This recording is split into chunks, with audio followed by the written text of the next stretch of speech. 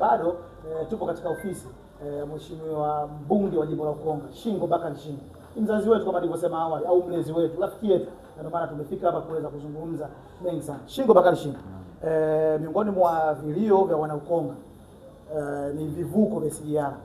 Tumeshuhudia mara nyingi SGR kila sehemu ilipopita katika jimbo letu la Ukonga, hatujaona vivuko hivi. Je, kwako wewe hili unaliona katika mlengo huu? Ni tatizo ambalo nalijua na ni kweli sisi moja ya matatizo tulionayo ni pamoja na vivuko vya SGR. Okay. Tuna mambo mawili ambayo mimi kama mwakilishi wa wananchi na wajibu nayo kuonana na shirika la reli. Okay. Lakini kuonana na waziri mwenye dhamana ya usafirishaji. Okay. Na nianze na uongozi wa shirika la reli. Okay. Kwanza jambo la kwanza wanazo taarifa ama wanajua bila shaka kwamba sisi tuna shida ya kivuko. Hasa maeneo ambayo SGR imepita. La kwanza, lakini la pili wanakumbuka kwamba wananchi wa kata Gongo la Mboto, hasa mtaa wa Gongo la Mboto, kwamba tumewahi kuwalipa pesa kwa ajili ya kuruhusu kivuko. Bahati nzuri muktasari ipo na risiti zipo. Sasa ni wajibu wangu, ilikuwa ni nafikiri miaka 94 huko 99, katikati 94 kwenda 99. Mimi nilikuwa mmoja wa kazi wa mtaa Gongo la Mboto, lakini pia nilikuwa mjumbe wa serikali za mtaa miaka hiyo. Kabla kwa mwenyekiti kwa mjumbe wa serikali za mtaa. Nasikitika tu tarehe 29 ofisi ndio ijenga serikali mtaa wa Gongo la Mboto ilichomwa moto, lakini ndio ofisi ya kwanza Tanzania nzima. Ofisi ya kwanza Tanzania nzima mtaa kuwa na ofisi yake. Sasa nafikiria nione namna gani kurudisha ile alama yangu. Okay. Kama nilikwambia mimi napenda maarufu leo mwema, yani mtu akipita akaona vitu vizuri kwangu ndio furaha. Okay. Furaha mimi sio kula mboga 3 au mboga 5. Okay. Kwa hiyo unakuta kwamba nitaanza na shirika la reli lenyewe kwa kuwaomba tukutane, niende na zile dokumenti niweke mezani. Sasa sehemu zote mbili waone wapi watatusaidia. Kwamba kuna upande tulilipa pesa, lakini pia katika kulipa pesa kuruhusu barabara kukatisha kwenye reli, pia ndugu zetu wa TANESCO tulipa pesa pia. Kulikuwa na nguzo yao ya HT wakaiondoa pale. Sasa tunaenda kuwakumbusha reli waone hayo makubaliano ya miaka hiyo na malipo. Okay. Na waone pia umuhimu sisi kuwa na kivuko. Okay. Ndio nazungumza kata ya Gongo la Mboto, nazungumza pia kata ya Pugu ambayo SGR imepita. Okay. Ya haya ndio mambo ambayo nafikiria. Okay, shukrani sana. Lakini pia katika upande wa miundombinu kuna sehemu kadhaa ambazo zina changamoto ya miundombinu katika jimbo letu la Ukonga. Lakini sitoweza kuzitaja zote, lakini nitatatu baadhi ya sehemu hata mbili ikawa ni kwa niaba tu ya kurepresent zile sehemu nyingine. Kuna barabara ya Pugu Mnadani, lakini pia kuna barabara ya Pugu ya Kinyamwezi ambayo inaanzia Kinyamwezi na Viwege na Majoe.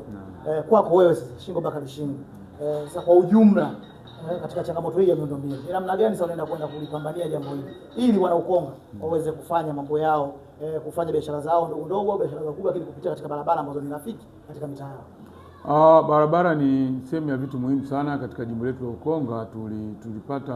Hakupata bahati ya barabara zetu kutengenezwa kwa kiwango rafiki. Okay. Barabara ya Gongo la Mboto kuelekea Pugu Mnadani ni barabara ya kihistoria.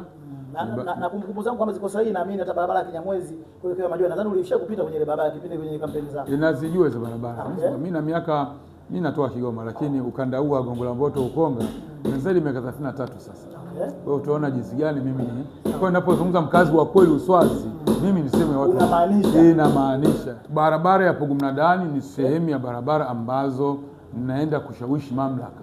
Okay. Ijengwe kwa kiwango cha lami. Yaani ndio hiyo chaguo letu la kwanza, kwa maana ya umuhimu wa biashara zinazokwenda pale, umuhimu wa mchango wa pato la serikali katika biashara ile ya Mnadani. Okay. Lakini pia ninajua kuna phase 3 inakuja ya barabara za DMDP. Okay. Ninaenda kukaa na mkurugenzi na kuwa miradi tukae kwamba sasa ni zamu ya jimbo la Ukonga kupata hizo barabara. Okay. Zenye hadhi na sifa. Okay. Na zenye kuonekana kimjini. Uto jimbo la Ukonga alafu unafikia mahala mvua ikinyesha, wakina mama wenye kuvaa nguo za kuvuka magoti hawawezi kwenda kazini kwa sababu maji yamekuwa marefu.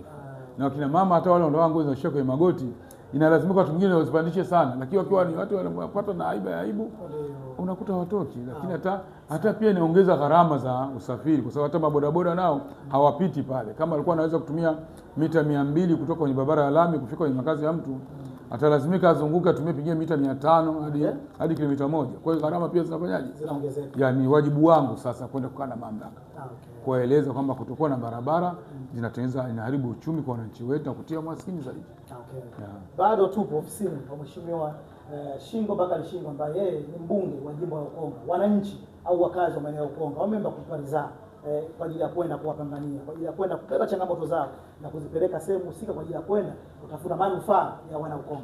Shingo Bakari Shingo, sekta ya elimu dogo, tuna changamoto nyingi, lakini nataka nizungumzie tu changamoto kadhaa, lakini au moja au mbili. Kuna changamoto ya darasa moja, wanafunzi wanajaa sana kwa wingi. Hilo sasa kama ni mbunge ambao wana Ukonga waweza kupa dhamana hiyo, ni namna gani unaenda kuwapambania wana Ukonga angalau basi kuwarahisishia hata walimu pia kwenda kufanya kazi yao kwa uweledi zaidi, kwa maana wanafunzi wanakuwa ni wachache, kwa hiyo mwalimu anaweza kumfikia kila mwanafunzi na kuangalia kama walifanya zoezi lake au la. Kwanza tutambue kwamba hadi sasa mwongozo wa Wizara ya Elimu unasema chumba kimoja kikiwa na wanafunzi 45 wasizidi 60. Okay. Na nimeshafanya ziara mimi hadi sasa kata 4 kukutana na wakuu wa idara, wakuu wa shule mpaka sasa. Okay. Na nimekutana na waganga wa zahanati zetu ama vitu vya afya, waganga wafawidhi hao, lakini nimekutana na polisi. Nimekutana na karibu idara zote za umma zilizoko kwenye hizo kata. Okay. Kwa hiyo nazungumzia kitu ambacho ndio uhalisia, yani si vitu vya kubumba. Ni vitu vya halisia kwamba ni kweli kuna hiyo changamoto ya darasa moja kuwa na wanafunzi zaidi ya 60. Lakini kuna madarasa mengine kulikuwa na uchakavu. Madarasa ni machafu. Yamechoka, yamechakaa. Na hivi ni vyote unajua kuna yule mbunge anakaa anatumia uzoefu, mimi sinatoka bana jimbo letu la Ukonga. Okay. Kwa hiyo ninajua kwa kupitia kuhadithiwa. Mimi sihitaji vitu vya namna hiyo. Kama ninajua, lakini nikae na mwalimu aseme ametoa taarifa wapi. Bahati nzuri walimu wakuu wote nilikutana nao, okay, wote wametoa taarifa kwenye mamlaka inayomiliki hizo shule, ofisi za mkurugenzi na kadhalika. Okay. Maana na wamenipa taarifa za kutosha. Maana yake ni kwamba unajua mbunge upande mmoja anageuka kuwa diwani na upande mwingine anakuwa mbunge. Na mbunge na bahati kwamba kwenye zile hoja zinazohusu halmashauri moja kwa moja mimi naingia kwenye halmashauri, nakutana na mkurugenzi, nakutana na meya. Okay. Na bahati nzuri nyingine mimi ni mjumbe wa kamati ya fedha. Kwa hiyo niko kwenye jiko. Okay. Nitaona hali halisi, nitaona miradi, nitaona mapungufu. Tutakaa mezani tutajadili. Okay. Lakini kwa ile miradi ambayo inahitaji kwenda kwenye serikali kuu kupitia bunge, maana yake niko bungeni pia. Hiyo ndio bahati nyingine ya pili. Nitakaa na mawaziri, nitakaa na makatibu wakuu na wataalamu, tuone tunatokaje kwenye bunge. Sidhani kama kuna kiongozi wa serikali anafurahia hiyo hali. Okay. Yaani kwamba anaona kabisa kwamba watoto wako 100, 120, 160. Alafu kiongozi afurahi. Sidhani kama tuna viongozi namna hiyo. Kinachohitajika ni kufikiwa na kuonyeshwa hali halisi ilivyo. Tunatokaje hapo? Hiyo ndio mikakati yangu swala la upande wa elimu.